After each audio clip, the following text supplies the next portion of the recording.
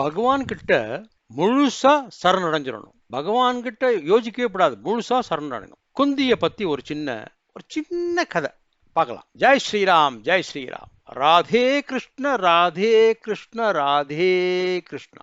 வனவாசத்துல இருந்த போது கொஞ்ச நாளைக்கு குந்தியும் பஞ்சபாண்டவர்களோட காட்டிலேயே இருந்தா. அப்ப ஒரு நாளைக்கு ஏகாதசி. ரொம்ப நாளாச்சு கிருஷ்ணர் வரவே இல்லை. என்னடா அது, கிருஷ்ணர் மருமான் இல்லையா, சகோதரன் பையன் தானே, வரவே இல்லையே யோசிக்கிறா. சரி, இன்னைக்கு ஏகாதசியா இருக்கு, கிருஷ்ணனுக்கு பிடிச்ச பால் பாயசம் பண்ணுவோம், நைவேத்தியம் பண்ணுவோம் ஏகாதசிக்குன்னு நினைச்சுன்னு ரொம்ப மக்களமா ஒரு டேஸ்டியா ஒரு சுவையான பால் பாயசம் பண்றேன். அதை கிருஷ்ணருக்கு நைவேத்தியம் பண்ண பூரா பாயசம் பண்ணியாச்சு, இறக்கி வச்சாச்சு. அப்ப வாசல் நின்று அத்தை அத்தைன்னு கூப்பிடுறாரு கிருஷ்ணர். குந்தி என்ன பண்றா, அந்த பாயசத்தை அப்படியே கீழே வச்சுட்டு வாசலுக்கு ஓடி வந்து வா கிருஷ்ணா அப்படின்னு கூப்பிடுறா. கிருஷ்ணர் சொல்றார், அத்தை நீ என்ன நினைச்சு பாயசம் வச்ச, நீ வச்ச உடனே நான் வந்துட்டேன். அது பாயசத்துக்கு மேல உன்னோட அன்பு தான் என்ன இவ்வளவு எவ்வளவு தூரம் இழுத்துன்னு வந்துடுத்து அப்படிங்கிறார் கிருஷ்ணர். உனக்காக பண்ண பால் பாயசத்தை எடுத்துன்னு வரேன் கிருஷ்ணான்னு உள்ள ஓடுறா அத்தை.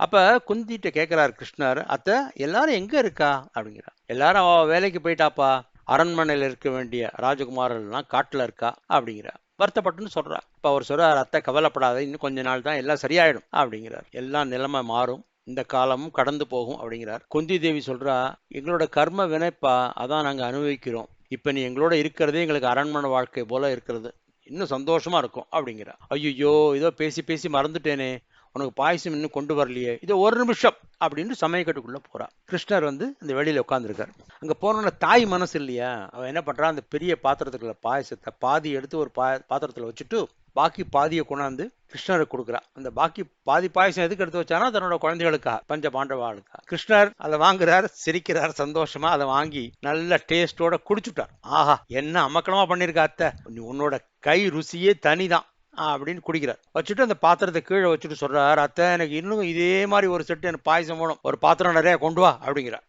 தாய் மனசு ஆர்டினரி ஹியூமன் பீயிங் தானே. ஐயோ, என்னடா நம்ம சாதாரண மனுஷன் நம்ம எடுத்து வச்சிருக்கோம், இப்ப இந்த கிருஷ்ணர் கேட்கறான்னு நம்ம என்ன பண்றது, கொடுத்தா நம்ம குழந்தைகளுக்கு இல்லாம போயிடுமே, பாயசமே இருக்காதேன்னு நினைச்சுட்டே போய் அந்த இன்னொரு பாத்திரத்து பாயசத்தையும் கொண்டு வந்து கிருஷ்ணர்கிட்ட கொடுக்குறா. அதை வாங்கிட்ட கிருஷ்ணர் குடு குடு குடு குடுன்னு வாங்கி கிடு கிடு கிடுன்னு குடிச்சுட்டார். குடிச்சு முடிச்சுட்டு அப்பா ரொம்ப திருப்தியாச்சு அப்படின்னுட்டு பாக்கிய நிறைய விஷயங்கள்லாம் பேசிட்டு இருக்கா. யாரு, அத்தையும் வருமானம், குந்தியும் கிருஷ்ணரும். குந்தி மனசுக்குள்ள ஓடிட்டு இருக்கு, ஐயோ குழந்தைகளுக்கு உள்ள எல்லா பாத்திரத்தையும் உள்ள பாயசத்தை எல்லாத்தையும் கொடுத்துட்டோமே, குழந்தைகளுக்கு இப்ப என்ன பண்றது, அதாவது தர்மர்லேருந்து சகாதேவன் வரைக்கும் திரௌபதிக்கும் என்ன பண்றதுன்னு யோசிக்கிறா. ஒரு துளி கூட பாயசம் வைக்காம கிருஷ்ணனுக்கு கொடுத்துட்டோமே அப்படி யோசிக்கிற போதே கிருஷ்ணர்கிட்ட மனசுல வேண்டிக்கிறா. எப்ப கிருஷ்ணர் கிளம்பிட்டார் அப்ப மனசுல வேண்டிக்கிறா, கிருஷ்ணா நான் அதான் தப்பு பண்ணிட்டேன், நீ இப்படி கேட்டு வாங்கி எல்லாத்தையும் குடிச்சுட்டியே, இப்ப என் குழந்தைகளுக்கு ஒண்ணுமே இல்லாம போயிடுது, துளி கூட பிரசாதம் இல்லையே நீ குடிச்சு வச்சது அப்படின்னு வேண்டிக்கிறா. அப்ப மேலேருந்து ஒரு அசரீரி வருது, குந்தியத்தை எனக்கு பிடிக்கணும்னு தானே பாயசம் பண்ணின நீ, அதனால நான் அத்தனை பாயசத்தை குடிச்சுட்டேன், அதுக்காக நான் என்னோட சேர்ந்த 7 பேரை விட்டுடுவேனா? யாரு 7 பேரு?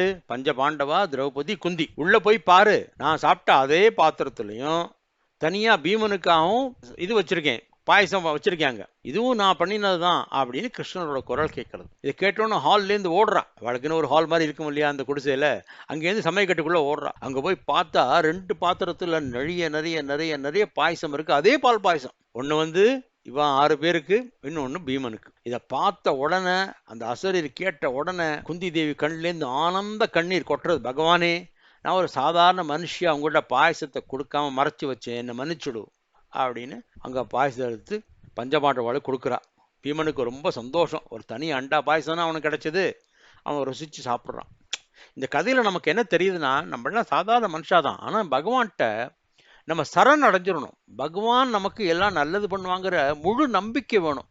ஆகுமோ ஆகாதோங்கிற அந்த டவுட்டே இருக்கப்படாது, சந்தேகமே வரப்படாது. பகவான்கிட்ட பூர்ண சரணாகதி அடைஞ்சிடணும். பூர்ண சரணாகதி அடைஞ்சிட்டா கடவுள் நம்மளை காப்பாத்துவாருங்கிற நம்பிக்கையோட நம்ம வாழ்க்கைய முன்னாடி இன்னும் நல்லா நகர்த்தின்னு போகலாம். எல்லாருக்கும் நல்லதே பண்ணுவோம், நல்லதே செய்வோம், கெட்டது நினைக்க வேண்டாம், கெட்டது பண்ண வேண்டாம். வெயில் காலம் வந்துடுத்து, வாசல்லையோ மாடியிலையோ ஒரு சின்ன கிண்ணத்துல தண்ணி ரொப்பி வைங்கோ, வர்ற பறவைகள்லாம் தண்ணி குடிக்கட்டும். மாடுகளுக்கு ஏதாவது வாங்கி போடுங்க, நாய்களுக்கு ஏதாவது வாங்கி போடுங்க சாப்பிட்றதுக்கு. நம்மளோட கூட இருக்கிறதெல்லாம் பராமரிக்கணும் இல்லையா? எல்லாரும் சந்தோஷமா இருப்போம். வாழ்க வளத்துடன் வலிமையுடன். ராதே கிருஷ்ண, ராதே கிருஷ்ண, ராதே கிருஷ்ணா.